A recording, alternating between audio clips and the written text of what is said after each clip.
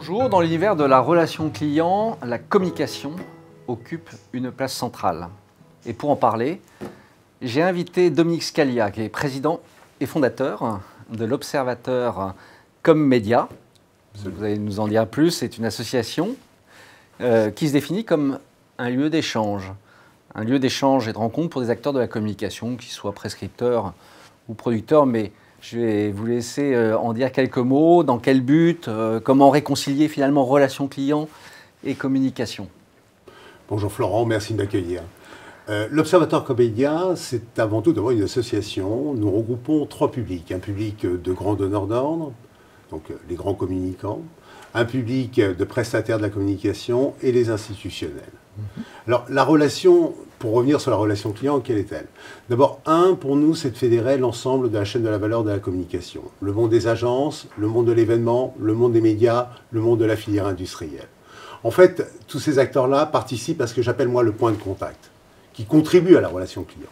C'est donc l'ensemble des points de contact qui sont portés par l'ensemble de ces acteurs qui constituent véritablement notre écosystème.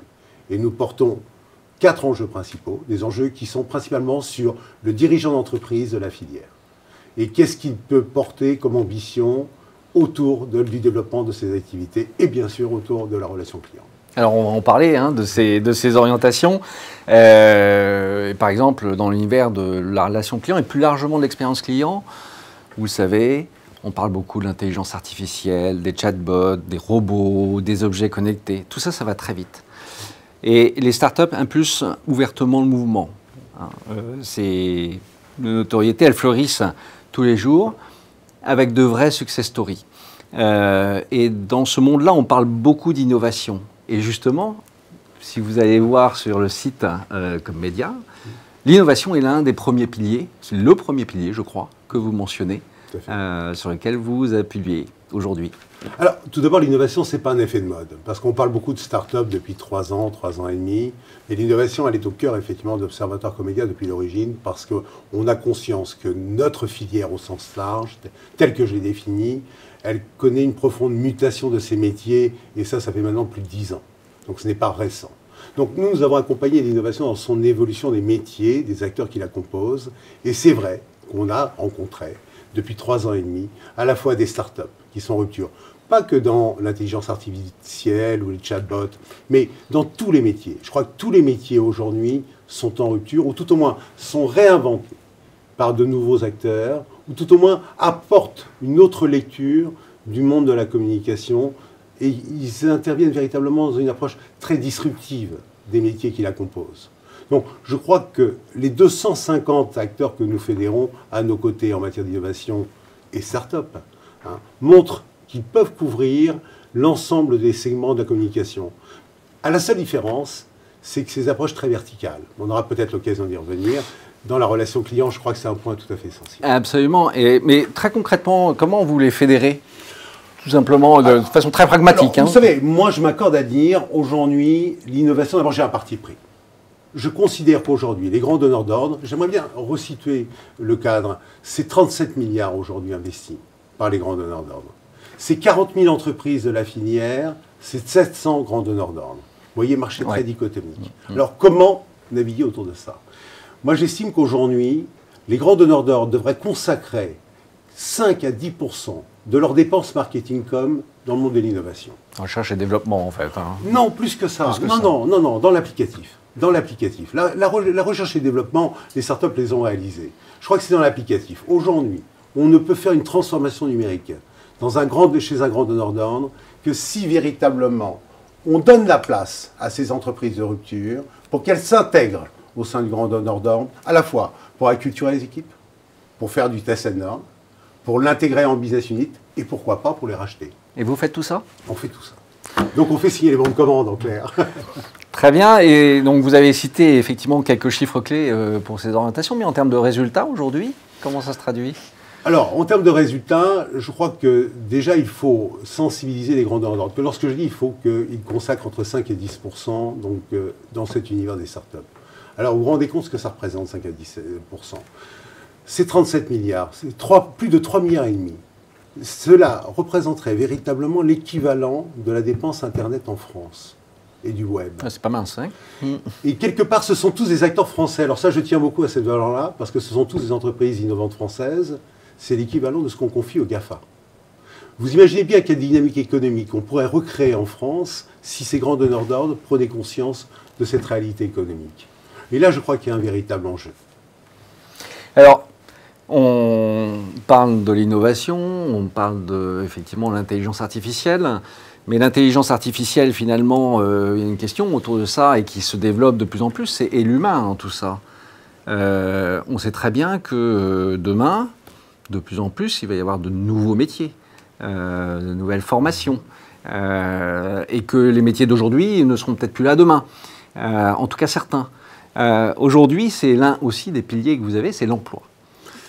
Oui, alors, vous abordez plusieurs points. L'intelligence artificielle n'est qu'un élément, hein, n'est qu'un élément véritablement d'innovation. Je crois que c'est peut-être la part la plus faible, contrairement à ce qu'on peut penser. Vous savez, il y a 3 grands pôles. Moi, je m'accorde à dire, il y a véritablement les entreprises en rupture sur tous les métiers de la communication. Il y a l'intelligence artificielle qui contribue énormément et il y a l'IoT. Il y a ces 3 grands pôles-là. Tout ça se mixe, donc les uns dans les autres. Les acteurs de la rupture numérique et la transformation donc, intègrent l'intelligence artificielle et eux-mêmes utilisent les objets connectés. Donc, on a une chaîne de la valeur qui est en train de se construire. Donc, ça, c'est un premier élément. Je reviens à l'emploi. Qu'en est-il? Alors, qu'en est-il sur l'emploi? Plusieurs choses. D'abord, on a une économie qui est plutôt en reprise économique, légère. Donc, l'emploi est une priorité.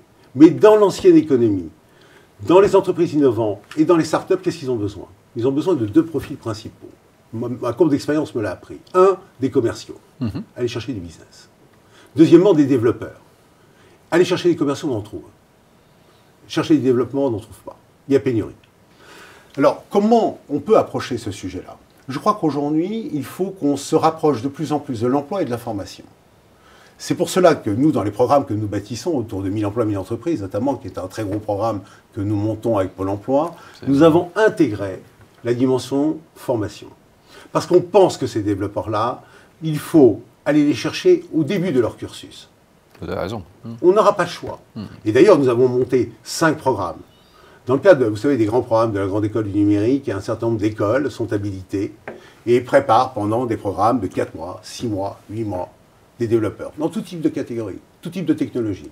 Eh bien, que faisons-nous? Eh bien, on dit à nos adhérents, vous allez faire un job dating en avance de phase.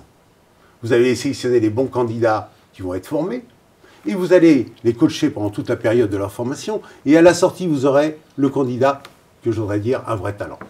Voilà comment nous voyons les choses de façon très pragmatique. Donc vous travaillez aussi avec le monde de l'éducation, finalement, indirectement? Oui, indirectement. Alors, vous savez, je crois que c'est issu des travaux que nous avons menés avec Pôle emploi, puisque dans les programmes que nous avons portés, qui contribuent effectivement à recruter autrement, parce que je crois qu'aujourd'hui, il faut regarder sous l'aspect des talents, des compétences. Je crois que la notion du cursus traditionnel aujourd'hui est quelque peu dépassée, on le vit tous les jours un peu plus. Oui, on travaille effectivement avec la Grande École du Numérique, on travaille avec les écoles de formation et on travaille avec Pôle emploi. Vous savez, c'est un cercle vertueux. On a compris lorsqu'il y avait pénurie qu'il fallait aller chercher ou créer ces talents. Lorsqu'il y a de l'offre de la demande, donc qui ne se rencontrent pas, il faut se les faire rencontrer. Et puis, eh bien, on s'aperçoit que ça marche. Et on transforme de l'emploi. Alors, avec les chiffres que vous avez cités, vous appelez observatoire, c'est pas pour rien, donc vous avez un rôle, ou je dirais presque une mission d'observateur. Quel conseil vous donneriez aux jeunes d'aujourd'hui qui démarrent leur carrière, qui se lancent sur le marché de l'emploi? Voilà, quel est avec votre regard Je crois que vous savez, c'est vraiment une question extrêmement difficile. Parce que d'abord, les jeunes qui ont suivi un cursus et qui aujourd'hui ne trouvent pas d'emploi, on en voit beaucoup. Donc il faut déjà qu'ils puissent repenser autrement leur emploi de demain. Peut-être aussi une autre logique d'employabilité.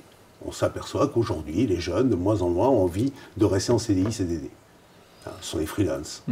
Bon, ça, il faut l'observer. Maintenant, je crois que ce sur quoi il faut qu'on soit attentif, c'est de quoi auront besoin les entreprises demain en facteur de ressources humaines et de talents. Et là, les jeunes doivent être très à l'écoute. Vous savez, combien de jeunes aujourd'hui créent leur entreprise? On n'a jamais autant créé d'entreprises. Les jeunes, sortent de l'école, créent de l'entreprise. Même vont parfois pas à l'école et créent des entreprises. C'est vrai. Parce que les technologies leur permettent. Parce que l'accessibilité des technologies leur permettent. Donc, je crois qu'il faut d'abord beaucoup d'humilité. Quand on parle de l'emploi, quand on parle du recrutement, quand on parle des jeunes, là où je dis attention, il faut que les écoles traditionnelles se réinventent. Ça, je pense que c'est un vrai sujet. Et là, je crois qu'il faut qu'on soit très vigilant. Avec ces perspectives des métiers de demain. Avec ces perspectives des métiers de demain. Et donc, vous avez parlé de donneurs d'ordre, qui fait partie de l'écosystème. Quel conseil donneriez-vous à ces grandes entreprises pour justement préparer ces métiers de demain? Alors, je vous l'ai dit parce qu'eux-mêmes, vous savez, lorsque je vois les grands donneurs d'ordre qui aujourd'hui intègrent des startups dans les logiques que je vous évoquais tout à l'heure, eh bien, ils s'aperçoivent que ce n'est pas les mêmes profils qui travaillent à leur côté. Donc, eux-mêmes sont en train de s'acculturer sur une autre forme de recruter leurs talents de demain. Ils s'inspirent, ce qui est formidable dans l'économie que nous vivons aujourd'hui. Et je crois que c'est une période qu'on a, alors moi personnellement, je n'ai jamais vécue. Aujourd'hui, tout le monde fait preuve de beaucoup d'humilité et est en train de repenser son devenir. Chacun apprend de l'autre. Les grands groupes apprennent des petits apprennent des grands. Et puis les institutionnels aujourd'hui ont compris que le monde aussi avait changé et qu'il fallait qu'ils changent le cadre économique dans lequel, ou politique d'ailleurs, dans lequel il doit s'intégrer. Donc je crois qu'on est dans une période d'une profonde rupture dans tous les mécanismes traditionnels que nous avons pu observer. Mais au moins, il y a une chose dont je suis sûr. Ces entreprises innovantes, ces startups, sont véritablement en train de bousculer radicalement les codes auxquels nous sommes habitués. Donc s'échanger, se réunir, se comprendre, s'écouter. On retrouve la mission de Commedia. Merci beaucoup. Merci Dominique. Merci encore à vous. Merci de votre accueil.